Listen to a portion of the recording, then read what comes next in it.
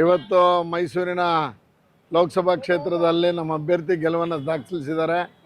ಕೃಷ್ಣರಾಜ ಕ್ಷೇತ್ರದಲ್ಲೇ 56,000ದಷ್ಟು ಮತಗಳ ಲೀಡನ್ನು ಈ ಬಾರಿ ಕೃಷ್ಣರಾಜ ಕ್ಷೇತ್ರದ ಜನತೆ ನೀಡಿದ್ದಾರೆ.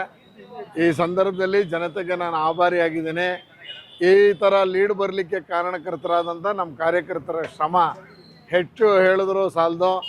ರಣ ಬಿಸಿಲಿನಲ್ಲಿ ಮನೆಗೆ ಹೋಗಿ ಕಾರ್ಯಕರ್ತರು ಮತದಾರನ ಮನವೊಲಿಸಿ ಮಾಡಿದಂಥ ಪ್ರಯತ್ನ ಇವತ್ತು ನಮಗೆ ಫಲ ಕೊಟ್ಟಿದೆ. ವಿಶೇಷವಾಗಿ ಯದುವೀರ್ ಅವರ ಬಗ್ಗೆ ಇರುವಂಥ ಏನು ನಂಬಿಕೆ, ನರೇಂದ್ರ ಮೋದಿಯವರ ನಾಯಕತ್ವ, ಎಲ್ಲದಕ್ಕಿಂತ ವಿಜಯೇಂದ್ರ ಅವರು ಮತ್ತು ಯಡಿಯೂರಪ್ಪನವರು ಸತತ ಪ್ರವಾಸದ ಸಂದರ್ಭದಲ್ಲಿ KR ಕ್ಷೇತ್ರದ ಜನತೆ ತೋರಿಸಿದಂಥ ಪ್ರೀತಿ ಎಲ್ಲವೂ ವರ್ಕೌಟ್ ಆಗಿದೆ. ಯದುವೀರ್ ಅವರು ಅರಮನೆಯಿಂದ ಹೊರಗೆ ಬರಲ್ಲ, AC ರೂಮಲ್ಲಿ ಇರ್ತಾರೆ ಅಂತ ಆಪಾದನೆ ಮಾಡ್ತಾಯಿದ್ರು. ಎಲ್ಲದಕ್ಕಿಂತ ಹೆಚ್ಚಾಗಿ ಒಕ್ಕಲಿಗರ ಕಾರ್ಡನ್ನು ಉಪಯೋಗಿಸುವಂಥ ಪ್ರಯತ್ನವನ್ನು ಮುಖ್ಯಮಂತ್ರಿಗಳು ಮಾಡಿದ್ದನ್ನು ನಾವು ನೋಡಿದ್ದೀವಿ. ಅದು ಯಾವುದಕ್ಕೂ ಬೆಲೆ ಸಿಕ್ಕಿಲ್ಲ.